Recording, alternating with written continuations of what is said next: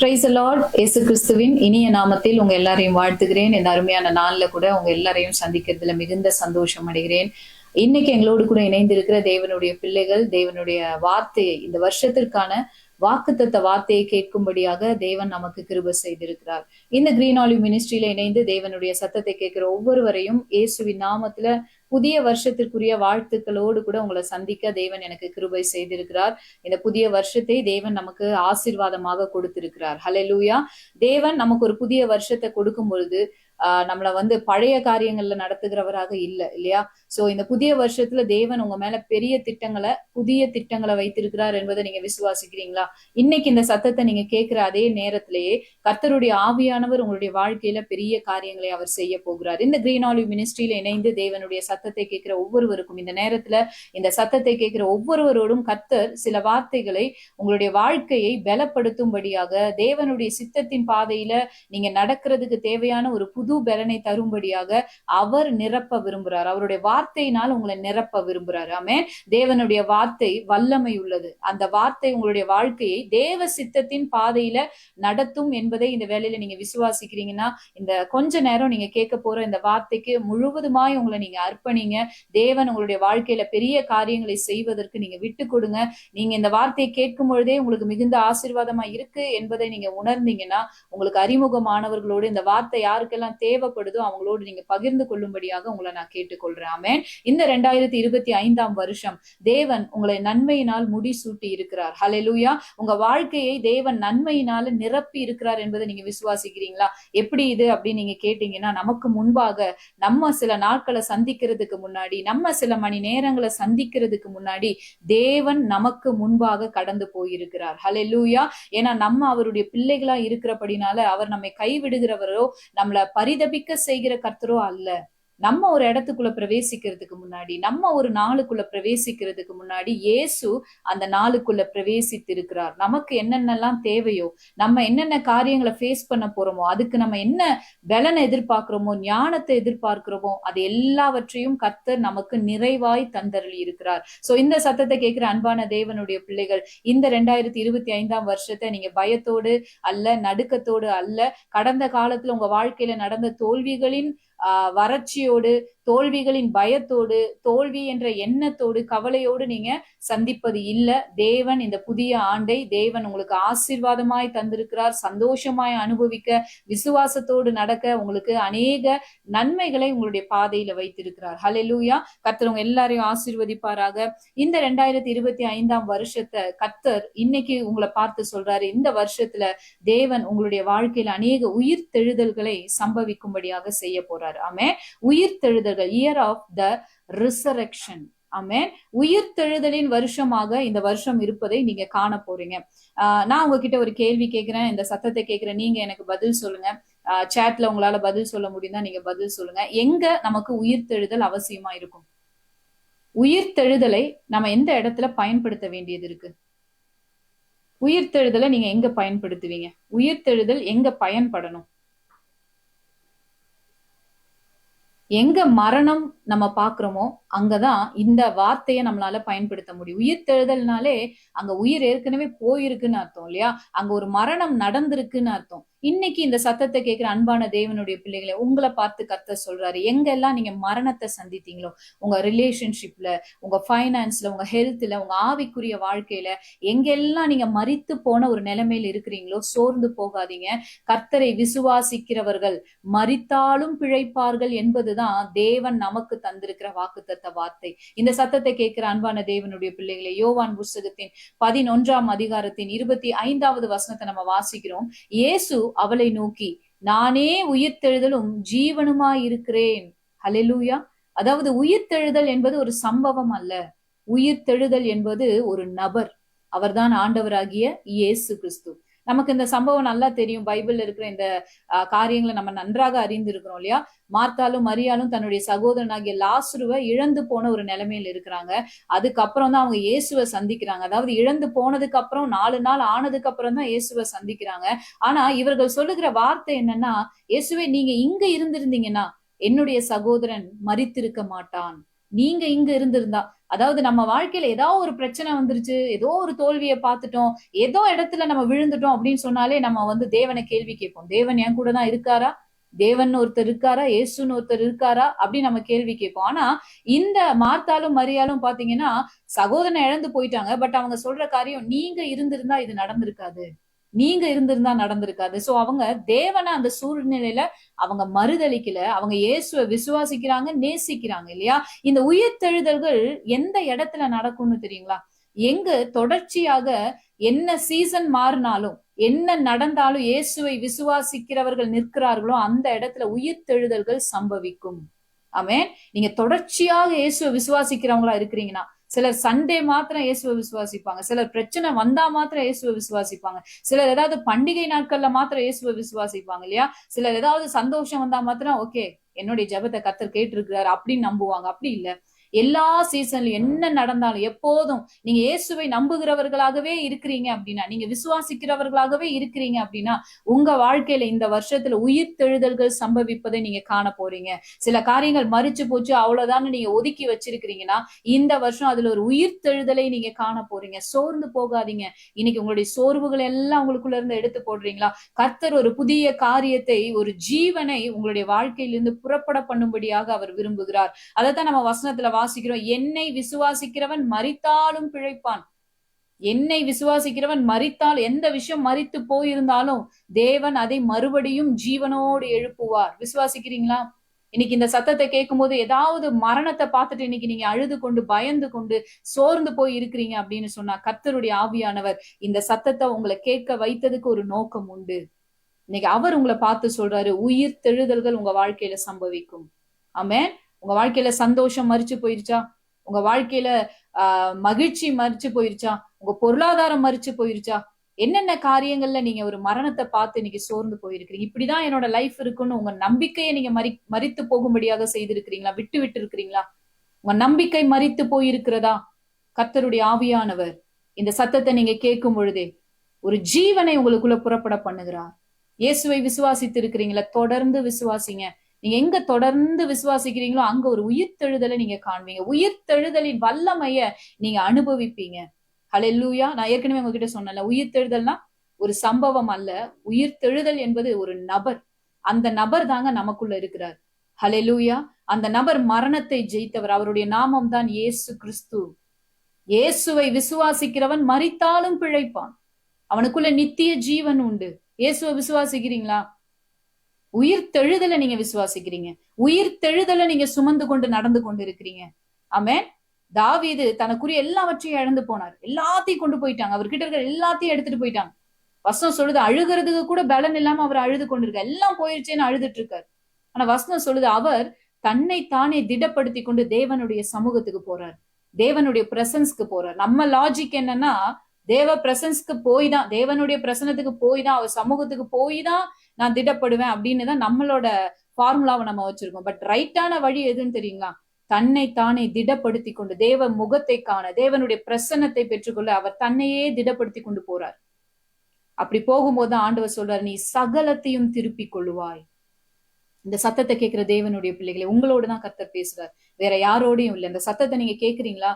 திடன் கொள்ளுங்க. கர்த்தர் உங்களுடைய சத்தத்தை கேட்கிறாரு. உங்க பெருமூச்சை அவர் கேட்டுக்கொண்டு இருக்கிறார். உங்க வாழ்க்கையை அவர் பார்த்து கொண்டுதான் இருக்கிறார். நீங்க மரண இருளின் பள்ளத்தாக்குல நடந்து கொண்டு இருக்கிறது அவருக்கு தெரியும். உங்களை அவர் கைவிட போவது இல்ல. உயிர் தெழுதல்களை நீங்க காண்பீங்க. எப்படிப்பட்ட உயிர் தெழுதல்னு தெரியுங்களா? தாவீது சொல்றார், நான் மரண இருளின் பள்ளத்தாக்கிலே நடந்தாலும் பொல்லாப்புக்கு பயப்படேன், தேவன் என்னோடு கூட இருக்கிறார். என் சத்துருக்களுக்கு முன்பாக எனக்கு ஒரு பந்தியை அவர் ஆயத்தம் பண்ணுவார். ஆமென். தேவன் என்ன செய்வாராம்? மரண இருள் பள்ளத்தாக்க பார்த்தாச்சு, அடுத்தது என்ன, அவ்வளவுதாங்க லைஃப்னு இல்ல. அவர் ஒரு பந்தியை உங்களுக்கு ஆயத்தம் பண்ண வல்லமை உள்ளவராய் இருக்கிறார். விசுவாசிக்கிறீங்களா? சத்தியத்தை விசுவாசிக்கிறீங்களா? உங்களை ஆண்டவர் திடப்படுத்த விரும்புறார். உங்களுக்குள்ள ஒரு திட மனது உண்டாக கர்த்தர் விரும்புறார். அதே தாவீதுதான் சொல்றாரு, கர்த்தரை எனக்கு முன்பாக எப்பொழுதும் நிறுத்தி இருக்கிறேன், நான் அசைக்கப்படுவது இல்லை. தமிழ்ல அப்படி வாசிக்கிறோம். நீங்க இங்கிலீஷ்ல எடுத்து வாசிச்சீங்கன்னா அதோட ரைட் மீனிங் என்ன வியூல அது சொல்லப்பட்டிருக்கு, என்ன மெசேஜ் அதுல இருக்குன்னு நீங்க பாத்தீங்கன்னா, தாவீது சொல்றாரு, எனக்கு முன்பாக தேவனை நான் செட் பண்ணி வச்சிருக்கேன். என்னோட ஹார்ட் அவரோட ஹார்ட், என்னோட திங்கிங் அவரோட திங்கிங். நான் அவர் நினைக்கிறத சுமந்து நடக்கிற ஒரு மனுஷனா இருக்கிறேன். நான் நினைச்சது ஒருவேளை தோற்று போயிருந்துக்கலாம். ஆனா அவர் நினைச்சத நான் சுமந்து நடக்கும்போது, அது என்னுடைய நினைவாகும் போது, என்னுடைய தீர்மானங்கள் வலுவிழந்து போவது இல்லை. அதைத்தான் அவர் சொல்றாரு, நான் அசைக்கப்படுவது இல்லை. என்னுடைய தீர்மானங்கள் வலுவிழந்து போவதில்லை. நான் கர்த்தருக்குள்ள இதை தீர்மானிச்சிருக்கேன்னா இப்படி நான் இருப்பேன். ஏன்னா கர்த்தரை எனக்கு முன்பாக நான் நிறுத்தி வைத்திருக்கிறேன். கர்த்தரை எனக்கு முன்பாக நான் செட் பண்ணி வச்சிருக்கேன். உயிர் தெழுதல் எனக்குள்ள நடந்து கொண்டே இருக்கும். உயிர் தெழுதல்கள் எனக்குள்ள சம்பவித்து கொண்டே இருக்கும். எனக்குள்ள அந்த உயிர் தெழுதலை நான் அனுபவிக்க கர்த்தர் என்ன யாரோட எல்லாம் கனெக்ட் பண்றாரோ அவங்களோட வாழ்க்கையில எல்லாம் உயிர் தெழுதல்கள் நடக்கும். இதை நான் சொல்லும் போது நீங்க ஜஸ்ட் திங்க் பண்ணி பாருங்க. சில காலங்கள், சில காரியங்கள், சில மனிதர்களை தேவன் உங்களுடைய வாழ்க்கையில இணைத்த பொழுது உங்க வாழ்க்கையில ஒரு உயிர் தெழுதலை நீங்க பார்த்திருப்பீங்க. நீங்க சோர்ந்து போன இடத்துல பலப்பட்டிருப்பீங்க, தொடர்ந்து நடந்திருப்பீங்க. ஏன் அப்படின்னு தெரியுங்களா? உங்களோடு கனெக்ட் பண்ண அந்த காரியம், உங்களோடு கனெக்ட் பண்ண அந்த நபர்கள் எல்லாம் உயிர் தெழுதலை கண்டிருப்பாங்க. அவங்க லைஃப்ல ஏதோ ஒண்ணு நடந்திருக்கும். ஒரு பெரிய சேலஞ்ச் அவங்க ஃபேஸ் பண்ணிட்டு வந்திருப்பாங்க. அவங்க இயேசுவை விசுவாசிக்கிறதுனால அதெல்லாம் ஜெயிச்சுட்டு அவங்க வந்திருப்பாங்க. அந்த உயிர் தெழுதல்கள் உங்களுக்குள்ளேயே அது பரவி போகிறத நீங்க காண்பீங்க. இன்னைக்கு தேவன் உங்களை பலப்படுத்தும் போது உங்க மூலமாய் தேவன் அநேகரை இந்த வருஷம் பலப்படுத்த போறார். மேபி நீங்க இந்த சவுண்டை கேட்கும்போது நினைக்கலாம், எனக்கே ஒரு உயிர் தெழுதல் வேணும் அப்படின்னு நீங்க நினைச்சிட்டு இருக்கீங்க. பட் கர்த்தர் இந்த வருஷத்தோட எண்டுல உங்களை எப்படிப்பட்ட சாட்சியாய் நிறுத்த போறாருன்னா, உங்க மூலமாய் அநேகரை தேவன் உயிர் தெழும்படியாக செய்ய போறார். அநேக உடைந்து போன உறவுகள், மரித்து போய் கிடக்கிற உறவுகளை உயிரடையும்படி செய்ய போறாரு. ஆமீன். உறவுகளுக்குள் மரித்து கிடக்கிற அன்பு, அண்டர்ஸ்டாண்டிங், இதெல்லாம் உயிர் தெழும்படியாக செய்ய போறாரு. இந்த சவுண்டை கேட்கும்போது எவ்வளவு பேர் விசுவாசிக்கிறீங்க? ஹல்லேலூயா. நல்ல காலங்கள் மரிச்சு போச்சு நீங்க நினைக்கிறீங்களா? நல்ல காலங்களை உங்களுடைய வாழ்க்கையில உயிர் தெழும்படியாக அவர் செய்ய போறாரு. விசுவாசிங்களேன். என்னை விசுவாசிக்கிறவன் மரித்தாலும் பிழைப்பான். இங்க மார்த்தாள் சொல்ற காரியம் என்னன்னா, ஆண்டவரே நீங்க சொல்றது ரைட்டு தான், என்னோட சகோதரன் உயிர் தெழுந்திருப்பான்றத நான் விசுவாசிக்கிறேன். ஆனா அதுக்கு ஒரு காலம் இருக்குன்னு நீங்க எங்களுக்கு போதிச்சிருக்கிறீங்க இல்லையா? கடைசி நாள்ல உயிரோட எந்திரிப்பான்னு நான் விசுவாசிக்கிறேன் ஆண்டவரே. அப்பதான் இயேசு பதில் சொல்றாரு. அதற்கு இயேசு அவளை நோக்கி, நானே உயிர் தெழுதலும் ஜீவனுமா இருக்கேன். நீ ஒரு டேக்காக வெயிட் பண்ண வேண்டியதில்லை, நீ ஒரு டைம்காக வெயிட் பண்ண வேண்டியதில்லை, நான் தான் உயிர் தெழுதல்னு இயேசு சொல்றார். ஒரு வருஷம் முடிஞ்சா எப்படியும் என் வாழ்க்கை சந்தோஷமாயிருங்க. இந்த ஆளு போயிட்டாங்கன்னா சந்தோஷமாயிருங்க. அந்த விஷயம் மாறிடுச்சுன்னா சந்தோஷமாயிருங்க. இல்ல, இயேசு தாங்க உயிர் தெழுதல். அந்த உயிர் தெழுதல் உங்களுக்குள் இருக்கும் பொழுது இன்றைக்கு நீங்க ஒரு அற்புதத்தை காண்பீங்க. ஆமென். ஹல்லேலூயா. விசுவாசிக்கிறீங்களா? உங்க மைண்ட் செட்ல நீங்க இத்தனை வருஷம் போனா, இத்தனை மாசம் போனா, இத்தனை நாள் போனான்னு நீங்க செட் பண்ணி வைக்காதீங்க. கர்த்தர் என்ன சொல்றாரோ அதுக்கு உங்களை அர்ப்பணிங்க. அவர் என்ன செய்ய விரும்புறாரோ அதுக்கு உங்களை அர்ப்பணிங்க. ஆமென். அநேகர் சோர்ந்து போயிருக்கிறதுக்கான காரணம் என்ன தெரியுங்களா? ரட்சிக்கப்பட்டுதான் இருக்கிறோம், ஆனா சோர்ந்து போயிருக்க காரணம் என்ன தெரியுமா? அவரை நாங்க நம்புறோங்க, ஆனா அவர் இந்த வழியில செய்தா நல்லா இருக்கும்னு நம்ம எதிர்பார்த்துட்டு இருக்கோம். இயேசு இந்த மாதிரி செஞ்சா நல்லா இருக்கும், ஏன் அவர் இப்படி செய்யல? ஏன் இந்த விஷயத்துல இப்படி அவர் பதில் சொல்லல? நம்ம அவர் நம்ம நினைக்கிற மாதிரி ஒரு பதில சொல்லணும்னு எதிர்பார்த்துட்டு இருக்கோம். அவரோட சித்தத்துக்கு நம்ம விட்டு கொடுப்பது இல்ல. ஹல்லேலூயா. ஒருவேளை அப்படி நீங்க யோசிச்சு நீங்க நினைச்ச மாதிரி கர்த்தர் செய்யலன்றதுக்காக சோர்ந்து போயிருக்கிறீங்களா? அப்படிப்பட்டவங்க இந்த சத்தத்தை கேக்குறீங்களா? நான் இப்படி ஜெபிச்சேனே, நான் இப்படி சொன்னேனே, ஆண்டவர் ஏன் இதை செய்யல, ஏன் இந்த வழியில செய்யல? நம்ம நினைக்கிறத விட தேவன் நினைக்கிற நினைவுகள் தான் உயர்ந்தது. நம்முடைய வழிகளை பார்க்கிலும் தேவனுடைய வழிகள் தான் உயர்ந்தது. இன்னைக்கு அந்த நினைவுகள், அந்த வழிகளை நீங்க சுமக்கிறதுக்கு உங்களுக்கு முன்பாக எப்போதும் தேவனை நிறுத்தி கொள்றீங்களா? உங்க ஹார்ட் அவரோட ஹார்ட்டா இருக்கட்டும், உங்க திங்கிங் அவரோட திங்கிங்கா இருக்கட்டும். எந்த இடத்துல சோர்ந்து போகாத ஒரு இயற்கைக்கு அப்பாற்பட்ட வல்லமையினால் இந்த வேலையில நீங்க நிரப்பப்படுறீங்களா? ஆமென். எப்படி நிரப்பப்படுறது அப்படின்னு கேக்குறீங்களா? நீங்க இருக்கிற இடத்துல உங்க இருதயத்தை திறந்து மெய் தேவனாகிய இயேசுவை நோக்கி நீங்க கேளுங்க. இயேசுவே, என்னுடைய இருதயத்தை நீங்க விசுவாசத்தினால் நிரப்பும் அப்பா. என் இருதயத்தை விசுவாசத்தினால் நிரப்பும் அப்பா. என்னை முழுவதுமாய் நான் அர்ப்பணிக்கிறேன். நான் உங்க வார்த்தைக்கு அடிமை ஆண்டவரே. உங்க சித்தத்தின்படி எனக்கு ஆகட்டும். சப்மிட் பண்ணுங்களேன். ஒரு உயிர் தெழுதல் உங்க வாழ்க்கையில சம்பவிக்கட்டும். மார்த்தாள் மரியாள் அதைதான் சொல்றாங்க. நீங்க இங்க இருந்திருந்தா இது நடந்திருக்காது. உங்களை நாங்க நம்புறோம். என்ன நடந்திருந்தாலும் நீங்க தேவகுமாரன் தான். உங்களை நாங்க நம்புறோம். ஆனா எங்க நம்பிக்கைக்கு ஒரு எல்லை. இப்படி நீங்க இருந்திருந்தா நடந்திருக்காது. எங்களோட விசுவாசத்துக்கு ஒரு எல்லை. இன்னைக்கு அந்த எல்லையை தான் கர்த்தர் உடைக்க நினைக்கிறார். ஹல்லேலூயா. அந்த எல்லையை நான் விசுவாசிக்கிறோம், பட் இந்த அளவுக்கு தான், இப்படிதான் அவர் செய்வார்னு நாங்க நினைச்சிட்டு இருக்கோம். இல்ல, வசனம் சொல்லுது இயேசு என்ன செய்யறாருன்னா, ஏன்னா மார்த்தாள் இந்த வார்த்தையை சொல்லிட்டாங்க இல்லையா? நீங்க என் கூட இருந்திருந்தா, நீங்க எங்க கூட இருந்திருந்தா என்னோட சகோதரன் மரிச்சிருக்க மாட்டாரு இல்லையா? இருந்திருந்தா மரிச்சிருக்க மாட்டாரு. அதுதான். அதாவது நான் உங்களை நம்புறேன். ஆனா நீங்க இப்படி இருந்திருந்தா அது அப்படி நடந்திருக்கும். பட் இயேசு என்ன சொல்றாருன்னா, அந்த கல்லறைக்கு முன்னாடி போய் நின்னு அவர் ஒரு ஜெபத்தை செய்யறாரு பாருங்களேன். யோவான் 11வது அதிகாரத்துல நம்ம வாசிக்கிறோம் இல்லையா? அப்பொழுது மரித்தவன் வைக்கப்பட்ட இடத்தில் இருந்து கல்லை எடுத்து போட்டார்கள். இயேசு தம்முடைய கண்களை ஏறெடுத்து, பிதாவே, நீர் எனக்கு செவி கொடுத்தபடினால் உம்மை ஸ்தோத்தரிக்கிறேன். நீர் எப்பொழுதும் எனக்கு செவி கொடுக்கிறவர் என்று நான் அறிந்திருக்கிறேன். ஆனாலும் நீர் என்னை அனுப்பினதை சூழ்ந்து நிற்கும் ஜனங்கள் விசுவாசிக்கும்படியாக அவர்கள் நிமித்தம் இதை சொன்னேன் என்றார். சோ ஏசு என்ன சொல்றாரு? ஒரு பெரிய மெசேஜ் தான் அது. ஆனா சிம்பிளா 2 லைன்ல முடிச்சிட்டாரு. நம்ம 1 மணி நேரம் பேசினாலும் அதுல ஒரு லைன் மெசேஜ் இருக்கும். ஆனா அவர் ஒரு லைன் பேசினா வாழ்க்கை ஃபுல்லா தேவையான, தலைமுறைக்கே தேவையான ஒரு மெசேஜ் அதுல இருக்கு பாருங்களேன். அவர் என்ன சொல்றாரு? ஆண்டவரே, நீங்க இப்பவும் எனக்கு செவி கொடுப்பீங்க. மாத்தாள் என்ன சொன்னாங்க? நீங்க இருந்திருந்தா பிதா ஜெபத்தை கேட்டு இருந்திருப்பாரு. நீங்க இருந்திருந்தா என் சகோதரன் மரிக்காம இருந்திருப்பாங்க. ஆனா இயேசு சொல்றாரு, இப்பவும் மரித்தாலும் பிழைப்பான். இப்பவும் இயேசு உங்களுக்கு அற்புதத்தை செய்ய முடியும். ஹல்லேலூயா. உங்களோட வாழ்க்கை இன்னைக்கு எப்படி இருக்குன்னு நீங்க சொல்றீங்களோ அங்க தேவன் உங்களுக்கு அற்புதத்தை செய்ய முடியும். இப்பவும் தேவன் உங்களுக்கு அற்புதம் செய்ய முடியும்.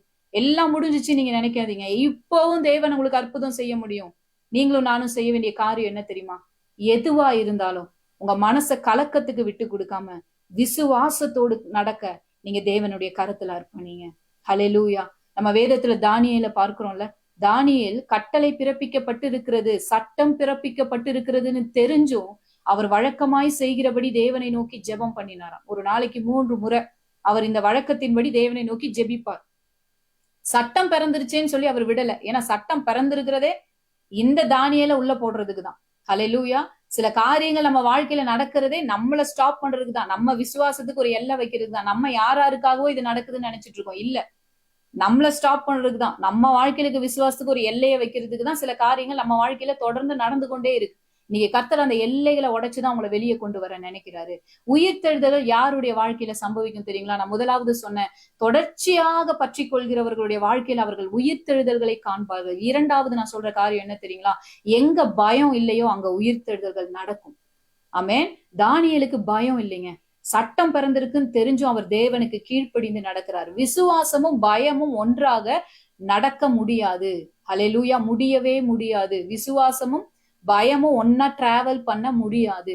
ஒண்ணு நீங்க விசுவாசத்துல இருக்கணும், இல்ல நீங்க பயத்துல இருக்கணும். சிலர் சொல்லுவாங்க, ஜெபிச்சுட்டேங்க, விசுவாசம் இருக்கு, ஆனா ஏதோ கொஞ்சமா அப்படி பயம் அந்த மாதிரி. இல்ல, விசுவாசமும் பயமும் ஒன்னா டிராவல் பண்ண முடியாது. இந்த தானியேல் கட்டளை பிறந்தது, சட்டம் பிறந்ததுன்னு தெரிந்தும் அவர் என்ன தேவனுக்கு முன்பாக செய்து கொண்டிருக்காரோ அதை தொடர்ந்து செய்து கொண்டிருக்கிறார். சரி, நான் தான் ஆண்டவருக்கு கீழ்ப்படிந்தது செய்யறேனே, அந்த சட்டம் ஏதாவது கேன்சல் ஆகும், ஏதாவது நடக்கும்னு பார்த்தா ஒண்ணும் நடக்கல. சொன்னபடியே சிங்க கெபிக்கு என்ன செஞ்சுட்டாரு? போயிட்டாரு. ஆனா சிங்க கெபிக்குள்ள போய் விழுந்ததுக்கு அப்புறம் தான் தெரியுது, அங்க சிங்கங்களின் வாய் ஏற்கனவே கட்டப்பட்டு இருக்கிறது. தேவன் என்ன செய்திருக்கிறார்? சிங்கங்களின் வாயை கட்டி இருக்கிறார். அந்த குழி அந்த தேசத்துல இருக்கிறவங்களுக்கும் ராஜாக்களுக்கும் இவர் மேல பொய் சாட்சி சொல்லி உள்ள போட்டவங்களுக்கும் ஒரு கல்லறை தான். ஏன்னா அந்த குழிக்குள்ள போய் யாரும் வெளியே வர முடியாது. எந்த இடத்துக்கு போனா யாரும் வெளியே வர முடியாதுன்னு சொல்லுங்க, எனக்கு ரிப்ளை பண்ணுங்களேன். எந்த இடத்துக்குள்ள போய் யாரும் திரும்ப வர முடியாது? கல்லறைக்குள்ள போனா யாரும் என்ன செய்ய முடியாது?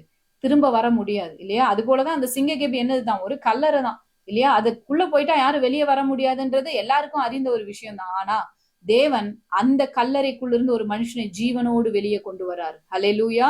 ஏன் இந்த மனுஷனை சிங்க கெபிக்கு கொண்டு போகும்போது நம்ம எங்கேயும் வேதத்துல வாசிக்கல இந்த மனுஷன் பயந்து நடுங்கினார் அப்படின்னு எல்லாம் நம்ம வாசிக்கல. இவருக்கு பயமே இல்லை இல்லையா? ஏன்னா இங்க என்ன நடக்குது, எப்படி நடக்குது, அதையெல்லாம் அவர் யோசிக்கல. எல்லாமே என் தேவனுடைய கண்ட்ரோல்ல இருக்குன்றத அவர் அறிந்திருக்கிறார். சில காரியங்களை உங்களுக்கு திங்க் பண்ணா ஒண்ணுமே கிடைக்கல, ஒரு சப்ஜெக்டும் கிடைக்கல, ஒன்னும் கிடைக்கல அப்படின்றீங்களா? அதுதான் விசுவாசம். நான் திங்க் பண்றதுக்கு ஒண்ணும் இல்லைன்னு சொல்லி இயேசுவை நம்புறீங்க பாத்தீங்களா இல்லையா? மாத்தாள் மரியாள் யோசிக்கும் போது இனி சகோதரன் உயிரோட வருவாரா? திங்க் பண்ணவே முடியல. அவ்வளவுதான், முடிஞ்சிச்சு, க்ளோஸ் அப்படின்றீங்க பாத்தீங்களா? அங்க பிறக்கிறதுக்கு பேரு தான் விசுவாசம். அதை தேவன் கனப்படுத்துகிறார். அங்க உயிர்த்தெழுதல்கள் சம்பவிப்பதை நீங்க காண்பீங்க. ஆமென். இந்த சத்தத்தை கேட்கிற தேவனுடைய பிள்ளைகளே, இந்த 2025 வருஷத்தில் மாத்திரம் அல்ல, இந்த 2025 வருஷத்தில் இருந்து உங்களுடைய வாழ்க்கையில நீங்க உயிர்த்தெழுதல்களை காண்பீர்கள். நீங்க எங்கேயும் சோர்ந்து போய் நிற்க போவது இல்ல. கர்த்தர் உங்களை உயிரோட எழுப்பும்படியான ஒரு அபிஷேகத்தை உங்க மேல ஊற்றி இருக்கிறார். உங்க காலம் இந்த பூமியில முடிகிற வரைக்கும் தேவன் இந்த பூமியில உங்களுக்கு எத்தனை வேலை வச்சிருக்கிறாரோ அத்தனை வேலையும் நீங்க செய்து முடிக்கிற வரைக்கும் தேவன் உங்களுடைய வாழ்க்கையை இங்க முடிக்க போவது இல்லை. நான் பாதி வயதுல மறிச்சிருவனோ, இந்த காரியம் நடந்துருமா, அந்த காரியம் நடந்துருமா, மரண பயத்தை முதலாவது உங்க இருதயத்திலிருந்து எடுத்து போடுங்க. இந்த பூமியில நீங்க வாழ்றதுக்கு ஒரு நோக்கம் உண்டு. அது தேவனுடைய நோக்கம் என்பதை நீங்க அறிந்திருக்கிறீங்களா? நம்ம தேவனுக்குள்ள வேதத்தை வாசிக்காம, அவருடைய சமூகத்துல போய் அமராம, அவரை ஆராதிக்காம, கர்த்தருக்கு அடுத்த காரியங்களால நம்ம நிரப்பப்படாம இருக்கும்போதுதான் நம்ம மேல தேவன் என்ன தரிசனம் வைத்திருக்கிறார் என்பது நமக்கு தெரிவது இல்லை. அதனாலதான் ஒரு சின்ன பிரச்சனை வந்துட்டாலே முடிஞ்சதுன்னு நம்ம நினைக்கிறோம். ஆனா தேவன் நம்ம மேல என்ன நோக்கம் வச்சிருக்காருன்றத நம்ம அறிஞ்சிருந்தோம்னு சொன்னா, என்ன பிரச்சனை வந்திருந்தாலும் நமக்கு தெரியும், இந்த பர்பஸ கர்த்தர் என் மேல வச்சிருக்காரு, இது முடியாம கர்த்தர் என் வாழ்க்கைய முடிக்க போவது இல்லை அப்படி என்பதை நீங்க அறிந்து கொள்வீங்க. சோ கர்த்தருக்கு அடுத்த காரியங்கள்ல இந்த வருஷத்துல உங்களை நீங்க திடப்படுத்திக் கொள்ளுங்க. கர்த்தருக்கு அடுத்த காரியங்கள்ல வளர்றதுக்கு உங்க வாழ்க்கைய, உங்க நேரங்களை நீங்க அர்ப்பணிங்க. அப்படி நீங்க அர்ப்பணிக்கும் போது தேவன் உங்க மேல வைத்திருக்க திட்டங்களை நீங்க அறிந்து கொள்வீங்க. எந்த காரியம் நடந்தாலும் நீங்க தேவனுக்கு முன்பாக நிற்கிறதுக்கு அது வசதியாக இருக்கும். ஹல்லேலூயா, ஆமென். தேவன் பவுல ஊழியத்துல வல்லமையா எடுத்து பயன்படுத்துறாரு இல்லையா? தேவன் அவரை அனுப்புகிற எல்லா பட்டணங்களிலும் தேசங்களிலும் போய் அநேக ஜனங்களை ரட்சிப்புல நடத்துறாரு, சத்தியத்தை அவர் பேசுறாரு, அறிவிக்கிறாரு, அநேக ஜனங்கள் இயேசுவை விசுவாசிக்கிறாங்க.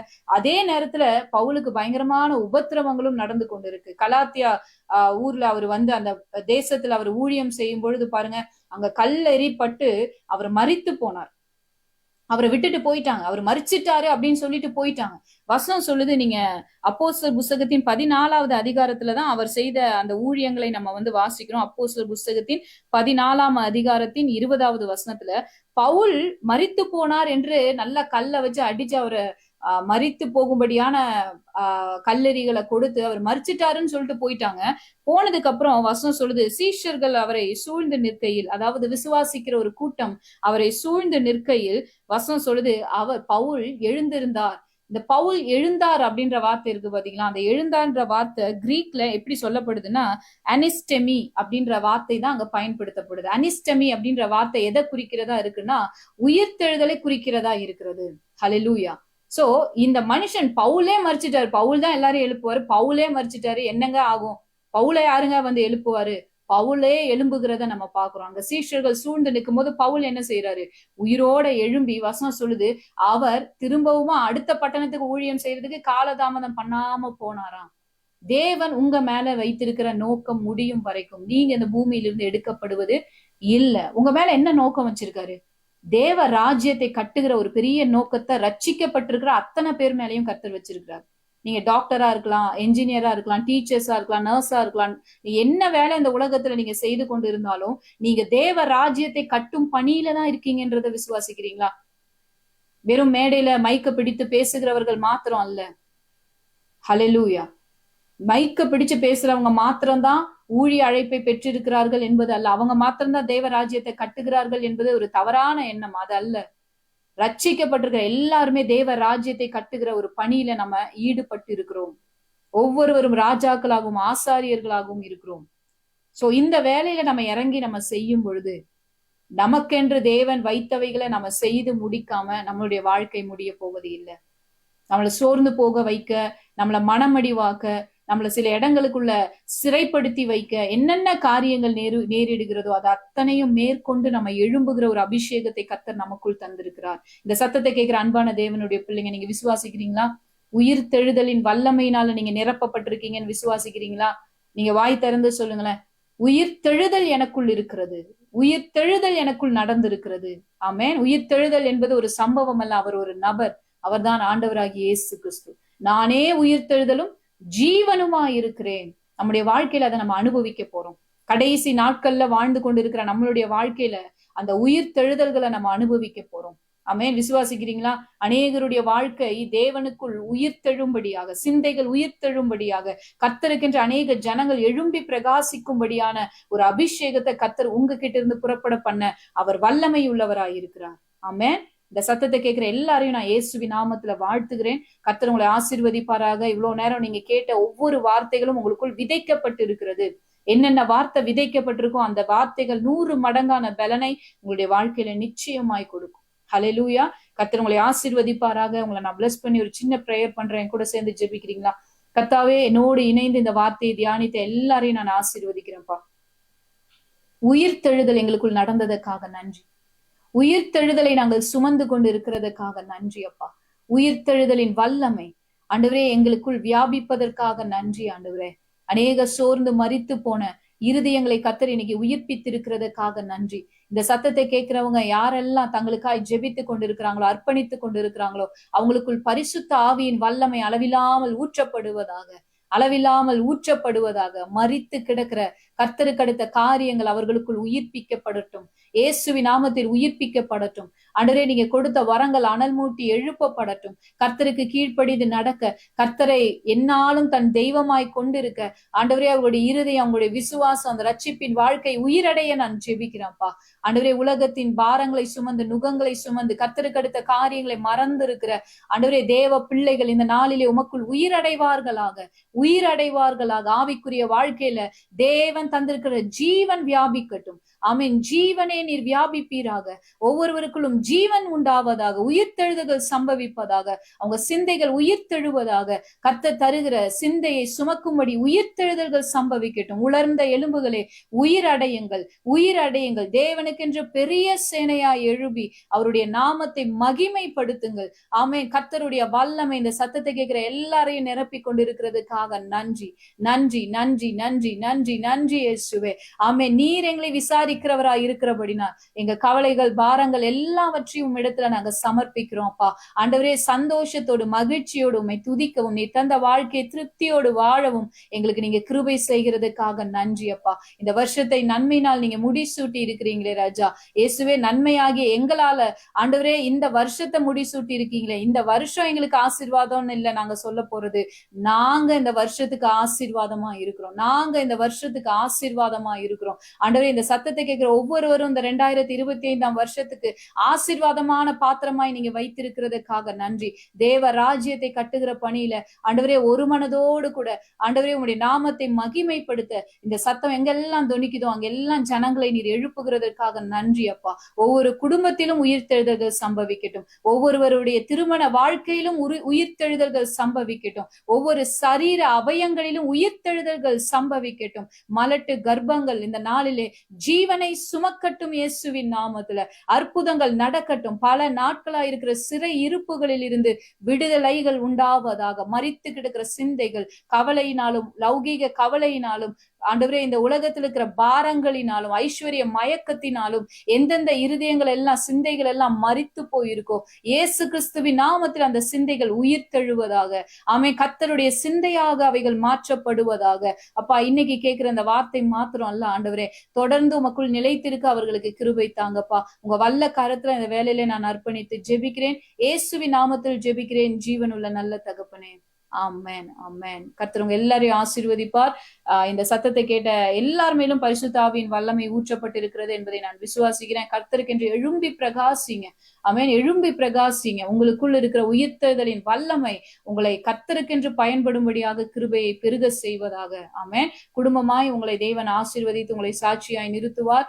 இன்னும் பெரிய காரியங்களை கர்த்தரிடத்துல நீங்க எதிர்பார்க்கும்படி உங்க விசுவாசத்தை தேவன் பலப்படுத்துவார். இன்னைக்கு நீங்க கேட்ட இந்த வார்த்தை உங்களுக்கு ஆசீர்வாதமா இருந்துச்சுன்னா இந்த வார்த்தை நீங்க யாரோடு பகிர்ந்து கொள்ளணும், எந்த நபருக்கு இந்த வார்த்தை தேவைன்னு நீங்க அறிந்திருக்கிறீங்களோ அவங்களுக்கு இந்த வார்த்தையை அனுப்பி கேட்க சொல்லுங்க. அவங்களுடைய வாழ்க்கையில் ஆண்டவர் பெரிய காரியங்களை செய்வார்.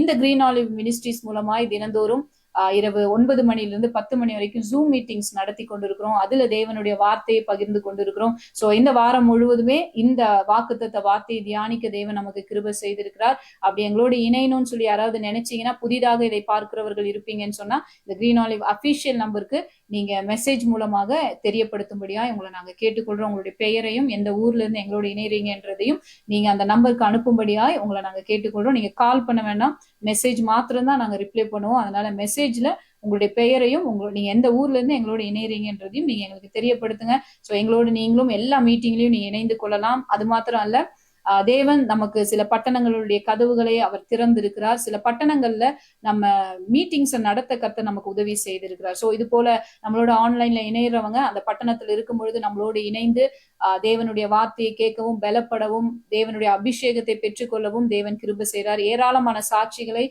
கடந்த நியூ இயர் சர்வீஸ்ல கர்த்தர் கேட்க எங்களுக்கு கிருபை செய்தார். நான் தேவனை துதிக்கிறேன். சோ நான் சொல்ற பட்டணங்கள்ல நீங்க இருப்பீங்கன்னு சொன்னா மாதத்துல ஒரு முறை அந்த பட்டணங்கள்ல தேவனுடைய மீட்டிங் நடக்குது.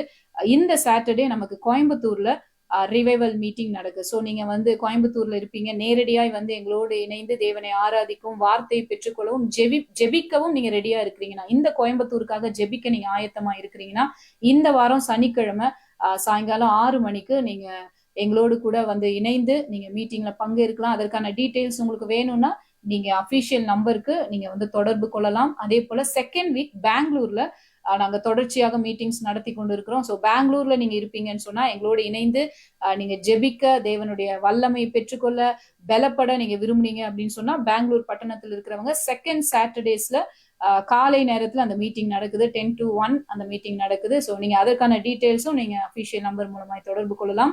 அதே போல இந்த மாதத்தின் கடைசி சனிக்கிழமையில திருநெல்வேலி பட்டணத்துல நம்ம ஊழியத்தை தொடர்ந்து செய்து கொண்டிருக்கிறோம். நீங்க வந்து இணைந்து அங்கேயும் நீங்க தேவனுடைய வார்த்தையை கேட்டு நீங்க பலப்படலாம். ஸோ திருநெல்வேலி அதை சுற்றி இருக்கிற பகுதிகளில் நீங்க இருப்பீங்க அப்படின்னு சொன்னா திருநெல்வேலியில இந்த மாதத்துடைய இறுதி சனிக்கிழமையில மீட்டிங் நடக்கு. உங்களுக்கு வந்து அது எந்த இடம் அப்படின்னு தெரியணும்னா நீங்க அபிஷியல் நம்பருக்கு நீங்க தொடர்பு கொள்ளலாம். ஆமே. ஸோ நெக்ஸ்ட் மந்த் அதே மாதிரி நம்ம பிப்ரவரி மந்த்ல மதுரையிலையும் நம்ம வந்து மீட்டிங்ஸ் ஆரம்பிக்க தேவன் நமக்கு கிருபை செய்திருக்கிறார். அதோடைய டீடைல்ஸும் உங்களுக்கு வருகிற நாட்கள்ல அறிவிக்கப்படும். ஆமே. இந்த சத்தத்தை கேட்கிற எல்லாரையும் நாங்க இயேசுவின் நாமத்துல ஆசீர்வதிக்கிறோம். கோயம்புத்தூர்ல நம்ம சபை நடத்தி கொண்டு இருக்கிறோம். ஸோ நீங்க எந்த சர்ச்சுக்கும் போகாதவங்களா இருக்கிறீங்க, நல்லா ஆவிக்குரிய சத்தியத்தை கேட்டு நான் கர்த்தருக்குள்ள வளரணும், குடும்பமாய் ஆசீர்வதிக்கப்படணும், என் பிள்ளைகளுக்கு நல்ல சத்தியம் வேணும் நீங்க விரும்புனீங்கன்னா கோயம்புத்தூர்ல நம்முடைய சபை இருக்கிறது. த பியூட்டிஃபுல் கேட் அப்படின்ற சர்ச்சை நாங்க நடத்தி கொண்டு இருக்கிறோம். ஸோ நீங்க எங்களோடு இணைந்து ஒவ்வொரு சண்டேவும் நீங்க எங்களோடு இணைந்து தேவனுடைய சத்தத்தை கேட்கலாம். உங்க குடும்பம் அதிகமாய் தேவனுக்குள் பலப்பட அது வசதியாக இருக்கும். ஆமே. அது மாத்திரமல்ல, காது கேளாத, வாய் பேச இயலாத அநேக சகோதர சகோதரிகளுக்காக சைன் லாங்குவேஜ்ல கர்த்தருடைய வார்த்தையை நாங்க பகிர்ந்து கொண்டிருக்கோம். ஒரு பெரிய ஃபெலோஷிப்பா கர்த்தர் அதை கோயம்புத்தூர்ல கொண்டு போய் கொண்டிருக்கிறாரு. ஸோ நீங்க அப்படிப்பட்டவங்களை சந்திக்கிறீங்க, அவங்களுக்கு சபை வேணும் நீங்க விரும்புனீங்கன்னா நீங்க கோயம்புத்தூர்ல இருக்கிற நம்மளுடைய சபைக்கு நீங்க அவங்களை அனுப்பி வைக்கலாம். கர்த்தர் அவர்களையும் குடும்பமாக சாட்சியாய் நிறுத்துவாராக. ஆமென்.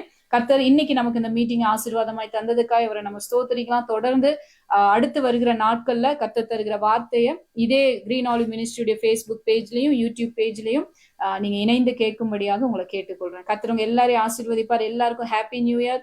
கர்த்தர் உங்களையும் உங்க குடும்பத்தையும் ஆசீர்வதிப்பாராக. ஆமென். God bless you.